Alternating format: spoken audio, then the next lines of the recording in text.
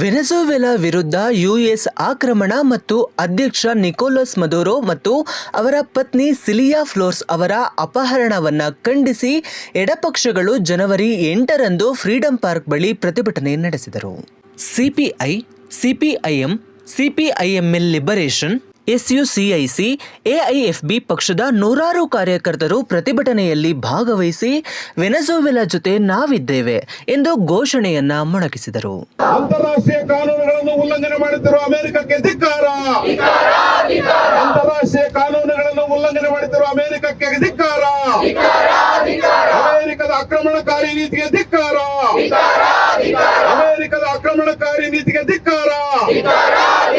ನಾಗರಿಕತೆಯ ದೇಶ ವೆನಿಜುಲಾ ಮೇಲಿನ ದಾಳಿಯನ್ನು ಖಂಡಿಸುತ್ತೇವೆ. ನಾಗರಿಕ ದೇಶ ವೆನಿಜುಲಾ ಮೇಲಿನ ದಾಳಿಯನ್ನು ಖಂಡಿಸುತ್ತೇವೆ.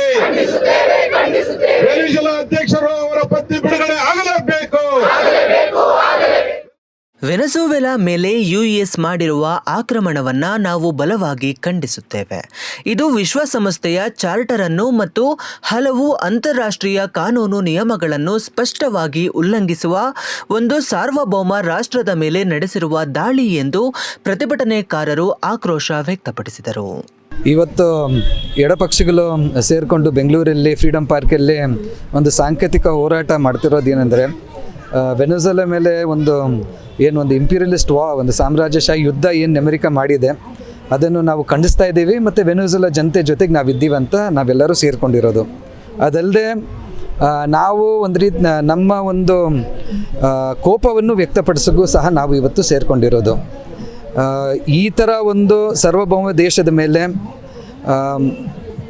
ಅಮೆರಿಕ ನುಗ್ಗಿ ಅಲ್ಲಿನ ಪ್ರಧಾನಿ ಮತ್ತು ಅವ್ರ ಹೆಂಡತಿನ ಈ ಥರ ಕಿಡ್ನ್ಯಾಪ್ ಮಾಡೋ ಒಂದು ಸಂದರ್ಭದಲ್ಲಿ ಪ್ರಪಂಚ ಪೂರ್ತಿ ಜನ ಇದನ್ನು ವಿರೋಧ ಮಾಡ್ತಿದ್ದಾಗ ನಮ್ಮ ದೇಶದ ಪ್ರಧಾನಿಯವರು ಇದ್ರ ಬಗ್ಗೆ ಜಾಸ್ತಿ ಏನು ಮಾತಾಡೋಕೆ ಅವ್ರಿಗೆ ಅನಿಸ್ತಾ ಇಲ್ಲ ಅಂತ ನಾವು ನೋಡ್ತಾ ಇದ್ದೀವಿ.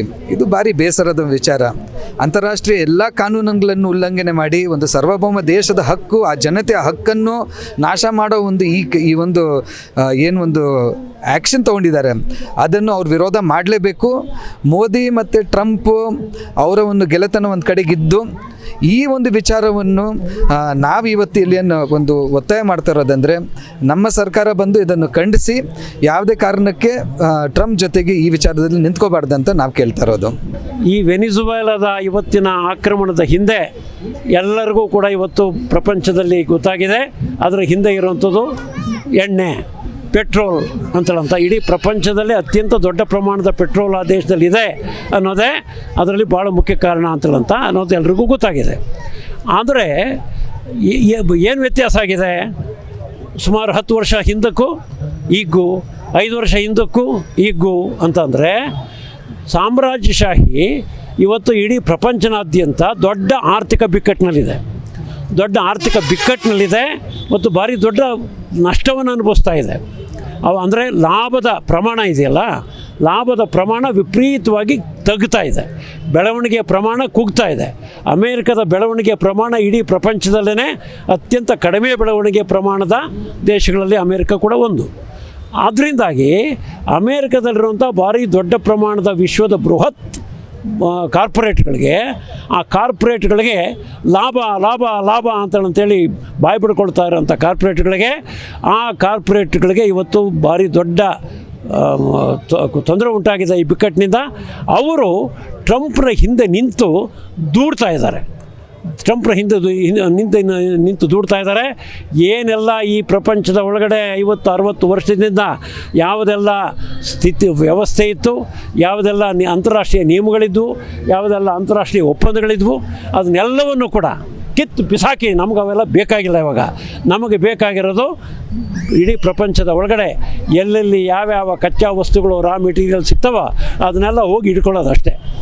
ಅದಕ್ಕಾಗಿ ಅದು ಗ್ರೀನ್ಲ್ಯಾಂಡ್, ಯುರೋಪ್ನ ಧಿಕ್ಕರಿಸಿ ಗ್ರೀನ್ಲ್ಯಾಂಡ್ ಇಟ್ಕೊಳ್ಳೋಕೆ ಹೋಗುತ್ತೆ.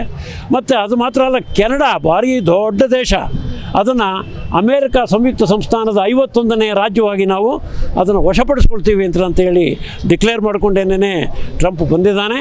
ಮೆಕ್ಸಿಕೋ, ಕ್ಯೂಬಾ, ಕೊಲಂಬಿಯಾ, ಬ್ರೆಜಿಲ್ ಇಂಥವೆಲ್ಲವನ್ನು ಕೂಡ, ಅರ್ಜೆಂಟೈನಾ ಎಲ್ಲವನ್ನು ಕೂಡ ವಶಪಡಿಸ್ಕೊಳ್ಳೋಕ್ಕೆ ಹಾತೊರಿತಾ ಇದ್ದಾರೆ.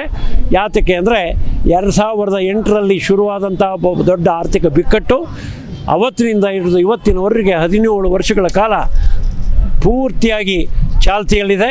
ಪೂರ್ತಿಯಾಗಿ ಅದು ವರ್ಷದಿಂದ ವರ್ಷಕ್ಕೆ ಒಂದು ತೀವ್ರಗತಿಯನ್ನು ಪಡ್ಕೊಳ್ತಾ ಇದೆ. ಅದರಿಂದಾಗಿ ಅವರಿಗೆ ಇಡೀ ಪ್ರಪಂಚದಲ್ಲಿ ಎಲ್ಲೆಲ್ಲಿ ಏನೇನು ಸಿಗ್ತದೋ ಎಲ್ಲವನ್ನು ಕೂಡ ಬಳಸಿ ಬಾಯಿಗೆ ಹಾಕ್ಕೊಳ್ಳೋದು ಅಂತಾರಲ್ಲ, ಹಂಗೆ ಬಾಯಿಗೆ ಹಾಕ್ಕೊಳ್ಳೋಂಥ ಒಂದು ತಹತಃ ಒಂದು ಕಾತರ ಒಂದು ಅವರಲ್ಲಿ ಅಮೇರಿಕದಲ್ಲಿ ಉಂಟಾಗಿದೆ. ಅಮೇರಿಕದ ಕಾರ್ಪೊರೇಟ್ಗಳಲ್ಲಿ ಉಂಟಾಗಿದೆ. ಆ ಕಾರ್ಪೊರೇಟ್ಗಳು ಇವತ್ತು ಇಂಡಿಯಾವನ್ನು ಕೂಡ ಅದೇ ಇದರಲ್ಲಿ ಹಿಡಿತದಲ್ಲಿ ಸಿಕ್ಕಾಕ್ಸ್ಕೊಂಡು ನಲಗಿಸ್ತಾ ಇದ್ದಾರೆ. ಈಗಾಗಲೇ ಟ್ಯಾರಿಫ್ ಅಂತಲನ್ನುವಂಥ ಇದರಲ್ಲಿ ಹಿಡಿದು ನಲಗಿಸ್ತಾ ಇದ್ದಾರೆ. ಅದೇ ರೀತಿಯ ತಹತಃ ಆ ಟ್ಯಾರಿಫ್ನ ಇನ್ನೊಂದು ಮುಖ ಇದು, ಇನ್ನೊಂದು ಆಯಾಮ, ಇನ್ನೊಂದು ಆಸ್ಪೆಕ್ಟ್ ಇದು. ಈ ರೀತಿಯಾಗಿ ವೆನಿಜುವೆಲಾನ ಇಟ್ಕೊಳ್ತಾ ಇರೋದು. ಇಡೀ ಪ್ರಪಂಚ ಪೂರ್ತಿಯಾಗಿ ಇದ್ರ ಬಗ್ಗೆ ಸಿಡಿದೇಳದೇ ಇದ್ದರೆ ವಿಶ್ವಸಂಸ್ಥೆಯನ್ನು ನಾಶ ಮಾಡ್ತದೆ. ಈಗಾಗಲೇ ವಿಶ್ವ ವ್ಯಾಪಾರ ಸಂಸ್ಥೆಯನ್ನು ನಾಶ ಮಾಡಲಾಗಿದೆ ಟ್ಯಾರಿಫ್ ಯುದ್ಧದಿಂದ. ಈಗ ವಿಶ್ವಸಂಸ್ಥೆಯನ್ನು ನಾಶ ಮಾಡೋಕ್ಕೆ ಹೊರಟಿದ್ದಾರೆ. ವಿಶ್ವಸಂಸ್ಥೆಯನ್ನು ಉಳಿಸ್ಕೋಬೇಕಾದ್ರೆ ಪ್ರಪಂಚದ ದೇಶಗಳು ತಮ್ಮ ಸಾರ್ವಭೌಮತ್ವವನ್ನು ರಕ್ಷಣೆ ಮಾಡ್ಕೊಳ್ಳೋಕ್ಕೆ ಅಂತೇಳಿ ಬಲವಾಗಿ ನಿಲ್ಲಬೇಕಾಗತ್ತೆ. ನಮ್ಮ ದೇಶ ಅದಕ್ಕೆ ಮೋದಿ ಈ ರೀತಿಯಾಗಿ ಹೇಡಿತನದ ಹೇಳಿಕೆ ಕೊಡೋದು ಬಿಟ್ಟು ಮುನ್ನುಗ್ಗಿ ಛಲವನ್ನು ತೋರಿಸಿದ್ರೆ ನೂರಾರು ದೇಶಗಳು ನಮ್ಮ ಜೊತೆಲಿ ಬರ್ತವೆ. ಮತ್ತು ಹೊಸದಾಗಿ ಒಂದು ಆಲಿಪ್ತ ಚಳುವಳಿ ಹೊಸ ರೂಪವನ್ನು ತಗೊಂಡು ಮುಂದೆ ಬರಬೇಕಾಗತ್ತೆ. ಅದು ಮಾತ್ರವೇ ವಿಶ್ವವನ್ನು ಉಳಿಸಬಲ್ಲದು, ವಿಶ್ವಸಂಸ್ಥೆಯನ್ನು ಉಳಿಸಬಲ್ಲದು, ಮತ್ತು ಅದರ ಜೊತೆಯಲ್ಲಿ ಇಡೀ ಪ್ರಪಂಚದ ಜನಗಳನ್ನು ಉಳಿಸೋದಕ್ಕೆ ಸಾಧ್ಯ ಇರುವಂಥದ್ದು ಅಂತೇಳಿ ಹೇಳೋದಕ್ಕೆ ಬಯಸ್ತೀನಿ. ಅರ್ಧರಾತ್ರಿ ವೆನಿಜುವೆಲಾ ಮೇಲೆ ದಾಳಿ ಮಾಡಿ ಅಲ್ಲಿದ್ದಂತಹ ಪ್ರೆಸಿಡೆಂಟನ್ನು, ಅವರ ಪತ್ನಿಯನ್ನು ಎಳ್ಕೊಂಡು ಹೋಗಿದ್ದಿದೆ ನೋಡಿ. ಅದು ತುಂಬ ಬರ್ಬರ ಕೃತ್ಯ. ಅದು ತುಂಬ ಅನ್ಡೆಮೋಕ್ರೆಟಿಕ್ಕು, ಅಮೆರಿಕ ಆಕ್ರಮಣಕಾರಿ ಗುಣನ ತೋರಿಸ್ತಾ ಇದೆ. ಇದೆಲ್ಲಕ್ಕೂ ಕಾರಣ ಏನಂದರೆ ಇಲ್ಲಿದ್ದಂತಹ ತೈಲ ಸಂಪತ್ತನ್ನು ದೋಚ್ಕೋಬೇಕು ಅನ್ನೋದೇ ಕಾರಣ. 303 ಬಿಲಿಯನ್ ಬ್ಯಾರಿಯರ್ಸು ತೈಲ ನಿಕ್ಷೇಪಗಳು ಅಲ್ಲಿದೆ. ಆ ನಿಕ್ಷೇಪಗಳನ್ನು ಕೊಳ್ಳೆ ಹೊಡೆಯೋಕ್ಕೆ ಇವತ್ತು ಅಮೆರಿಕ ಇಂಥ ಯುದ್ಧನ ಪ್ರಕಟಿಸಿದೆ. ಲಾಸ್ಟ್ ಆಗಸ್ಟಿಂದ ತನ್ನ ಸೈನ್ಯನ ಅಲ್ಲಿ ಮೋಹರಿಸಿದೆ. ಅಷ್ಟೇ ಅಲ್ಲ, ಅಮೆರಿಕ ಮಚಾಡೋ ಹೆಲ್ಪನ್ನು ಕೂಡ ತಗೊಳ್ತಾ ಇದೆ. ಮೊನ್ನೆ ಮಚಾಡೋಗೆ ನೋಬೆಲ್ ಬಹುಮಾನ ಬಂತು. ಮೆಚಾಡೋ ಹೇಳ್ತಾರೆ ತನ್ನ ನೋಬೆಲ್ ಬಹುಮಾನವನ್ನು ಟ್ರಂಪ್ಗೆ ನೀಡ್ತೀನಿ ಅಂತ ಹೇಳ್ತಾರೆ. ಆ ಮೆಚಾಡೋನ ವೆನಿಜುವೆಲಾನಲ್ಲಿ ಅಲ್ಲಿದ್ದಂತಹ ಅಧ್ಯಕ್ಷ ಮದುರೋ ವಿರುದ್ಧ ಒಂದು ಸಂಚು ರೂಪಿಸೋಕ್ಕೆ ಅಲ್ಲಿ ಗೂಢಚಾರಿಯಾಗಿ ನೇಮಕ ಮಾಡ್ತಾರೆ. ಆಕೆನೇ ಅವ್ರ ವಿರುದ್ಧ, ಅಧ್ಯಕ್ಷರ ವಿರುದ್ಧ ಹಲವಾರು ಫಾಲ್ಸ್ ಆರೋಪಗಳನ್ನು, ಫಾಲ್ಸ್ ಪ್ರೊಪಗಂಡಗಳನ್ನ ಮಾಡ್ತಾ ಇದ್ದಾರೆ. ಏಕೆಂದರೆ ಟ್ರಂಪ್ ಹೇಳ್ತಾ ಇದ್ದಾರೆ, ನಾಳೆ ಇವ್ರನ್ನ ಮುಗಿಸಿದ ಮೇಲೆ, ಅಧ್ಯಕ್ಷರನ್ನು ಮುಗಿಸಿದ ಮೇಲೆ ವೆನೆಜುವೆಲಾ ಅಧ್ಯಕ್ಷರನ್ನು ಮಚಾಡೋನ ಅಲ್ಲಿ ಪ್ರೆಸಿಡೆಂಟ್ ಮಾಡಬೇಕನ್ನೋ ಒಂದು ಮಾತನ್ನು ಹೇಳ್ತಾರೆ. ಇದನ್ನು ವಿರೋಧಿಸಿ ಇವತ್ತು ಎಲ್ಲ ದೇಶಗಳಲ್ಲಿ, ಸುಮಾರು ದೇಶಗಳಲ್ಲಿ ಧ್ವನಿ ಎತ್ತಿದ್ದಾರೆ ಜನ. ಮುಖ್ಯವಾಗಿ ರಷ್ಯಾ, ಚೈನಾ ಈ ದೇಶಗಳಲ್ಲಿ, ಅಲ್ಲಿದ್ದಂತಹ ಕ್ಯೂಬಾನಲ್ಲಿ ಪ್ರತಿಭಟನೆಗಳು ನಡೆದಿವೆ. ನಮ್ಮ ದೇಶದಲ್ಲಿ ಕೂಡ ಇವತ್ತು ಎಲ್ಲ 5 ಪಕ್ಷಗಳು, ಎಡವಾದಿ ಪಕ್ಷಗಳು ಒಂದಾಗಿ ಸೇರಿ ಇದರ ವಿರುದ್ಧ ತಮ್ಮ ಹೋರಾಟ ಧ್ವನಿಯನ್ನು ಎತ್ತಿದ್ದಾವೆ. ಭಾರತ ಮೊದಲಿನಿಂದಲೂ ಕೂಡ ಒಂದು ಶಾಂತಿಪ್ರಿಯ ದೇಶ. ಯಾವಾಗಲೂ ಕೂಡ ನಾವು ಒಂದು ಅಲಿಪ್ತ ನೀತಿಯನ್ನು ಅನುಸರಿಸ್ಕೊತಾ ಬಂದಿದ್ದೀವಿ. ಯಾವುದೇ ದೇಶದಲ್ಲಿ ಯಾವುದೇ ರೀತಿಯ ಯುದ್ಧ ಆಗಲಿ ಅಥವಾ ಯಾವುದೇ ರೀತಿಯ ದಾಳಿ ಆದಾಗ ಮೊದಲು ಭಾರತ ಮೊದಲ ಸ್ಥಾನದಲ್ಲಿ ನಿಂತು ಖಂಡಿಸ್ತಾ ಇತ್ತು. ಆದರೆ ಇವತ್ತು ಭಾರತ ಇಲ್ಲಿಯವರೆಗೆ ಅದರ ಬಗ್ಗೆ ಯಾವುದೇ ರೀತಿಯ ಹೇಳಿಕೆಯನ್ನು ಕೂಡ ಕೊಡದೇ ಇರತಕ್ಕಂಥದ್ದು ಅತ್ಯಂತ ವಿಷಾದನೀಯ. ಸೊ ನಾನಾದರೂ ಒತ್ತಾಯಿಸ್ತೇನೆ, ಭಾರತ ಖಂಡಿತ ಈ ಒಂದು ಟ್ರಂಪ್ ಅವರ ದಾಳಿಯನ್ನು ಖಂಡಿಸಬೇಕಾಗುತ್ತೆ ಮತ್ತು ವಿಶೇಷವಾಗಿ ವೆನೆಜುವೆಲಾದ ಅಧ್ಯಕ್ಷರು ಮತ್ತು ಅವರ ಪತ್ನಿಯನ್ನು ಬಿಡುಗಡೆಗೊಳಿಸಲಿಕ್ಕೆ ಕೂಡಲೇ ಒತ್ತಾಯಿಸಬೇಕಾಗುತ್ತೆ. ಮತ್ತು ಅಮೆರಿಕದ ಈ ಸಾಮ್ರಾಜ್ಯಶಾಹಿ ನೀತಿಯನ್ನು ಏನು ಕಟುವಾದ ಮಾತುಗಳಲ್ಲಿ ಟೀಕಿಸಬೇಕು ಅಂತ ನಾನು ಭಾರತ ಸರ್ಕಾರವನ್ನು ಒತ್ತಾಯಿಸ್ತೇನೆ. ಭಾರತ ಸರ್ಕಾರಕ್ಕೆ ಈಗಾಗಲೇ ನಮ್ಮ ಮೋದಿಯವರನ್ನು ಟ್ರಂಪಿನ ಸ್ನೇಹಿತ ಅಂತ ಹೇಳಿ ಪ್ರಪಂಚ ಕೊಂಡಾಡ್ತಾ ಇದೆ. ಟ್ರಂಪನ್ನು ಭಾರತಕ್ಕೆ ಕರ್ಕೊಂಬಂದು ಇಲ್ಲಿರೋ ಗುಡಿಸಲುಗಳಿಗೆಲ್ಲ ತೆರೆ ಕಟ್ಟಿ, ಗೋಡೆ ಕಟ್ಟಿ, ಭಾರತ ದೇಶದಲ್ಲಿ ಗುಡಿಸಲುಗಳಿಲ್ಲ, ಬಡವರಿಲ್ಲ ಅನ್ನುವ ಒಂದು ಸುಳ್ಳು ಪ್ರಚಾರವನ್ನು ಮಾಡುವ ಪ್ರಯತ್ನವನ್ನು ಮಾಡಿದಂಥ ಮೋದಿಯನ್ನು ಭಾರತೀಯರೆಲ್ಲ ಈಗಾಗಲೇ ಅಯ್ಯೋ ಪಾಪ ಅಂತ ಅಂದಿದ್ದಾರೆ. ಆದರೆ ಈ ಸಂದರ್ಭದಲ್ಲಿ ಭಾರತಕ್ಕೀಗಾಗಲೇ ಕಪಾಳ ಮೋಕ್ಷ ಆಗಿದೆ. ಏನು 5 ರೂಪಾಯಿ ಟ್ಯಾಕ್ಸ್ ಕಟ್ತಿದ್ದ ಜಾಗದಲ್ಲಿ 50 ರೂಪಾಯಿ ಟ್ಯಾಕ್ಸನ್ನು ಹೇರಿದ ಮೇಲೂ ಭಾರತ ಕಣ್ಮುಚ್ಚಿ ಆ ತೆರಿಗೆಯನ್ನು ಒಪ್ಪಿಕೊಳ್ತಕ್ಕಂಥ ಪರಿಸ್ಥಿತಿಗೆ ಬಂದು ನಿಂತಿದೆ. ಸಣ್ಣ ವಿರೋಧವನ್ನು ಕೂಡ ಮಾಡಲಾಗದಂಥ ಸ್ಥಿತಿಗೆ ಭಾರತ ಬಂದು ನಿಂತಿದೆ. ನನಗೆ ಅನ್ನಿಸ್ತದೆ, ನಿಮ್ಮದು 3ನೇ ಅತಿ ದೊಡ್ಡ ಆರ್ಥಿಕತೆ, 4ನೇ ಅತಿ ದೊಡ್ಡ ಆರ್ಥಿಕತೆ ಅಂತೆಲ್ಲ ಹೇಳಿದ ಮೇಲೂ ಕೂಡ ನೀವೊಂದು ಧೈರ್ಯವಾಗಿ ವಿರೋಧ ಮಾಡೋಕ್ಕಾಗದೆ ಹೋದರೆ, ಸತ್ಯವನ್ನು ಸತ್ಯ, ಸುಳ್ಳನ್ನು ಸುಳ್ಳು ಅಂತ ಹೇಳೋಕ್ಕಾಗದೆ ಹೋದರೆ ಎಷ್ಟು ದೊಡ್ಡ ಆರ್ಥಿಕತೆ ಇದ್ದರೆ ಏನು ಪ್ರಯೋಜನ ಅಂಥೇಳಿ. ಆದ್ದರಿಂದ ಟ್ರಂಪ್ ಅವರ ಈ ಹಗಲು ದರೋಡೆ ಇದೆಯಲ್ಲ, ಇದು ರಾತ್ರಿ ದರೋಡೆ. ಯಾಕೆ ಈ ಮಾತನ್ನು ಹೇಳ್ತಿದ್ದೀನಿ ಅಂದರೆ, ಯಾವುದೋ ಒಂದು ಪ್ರಜಾಸತ್ತಾತ್ಮಕ ರಾಷ್ಟ್ರ ಒಂದು ಅನೈತಿಕ ವ್ಯವಹಾರದಲ್ಲಿ ತೊಡಗಿದೆ ಅಂದರೆ ಅದನ್ನು ವಿರೋಧ ಮಾಡೋದಕ್ಕೆ ನೂರಾರು ದಾರಿಗಳಿವೆ, ಅಂತಾರಾಷ್ಟ್ರೀಯ ಕಾನೂನುಗಳಿವೆ, ಅಂತಾರಾಷ್ಟ್ರೀಯ ಮಟ್ಟದಲ್ಲಿ ಹೆದರಿಸಬೇಕಾದಂಥ ಅನೇಕ ಸಂಗತಿಗಳಿವೆ.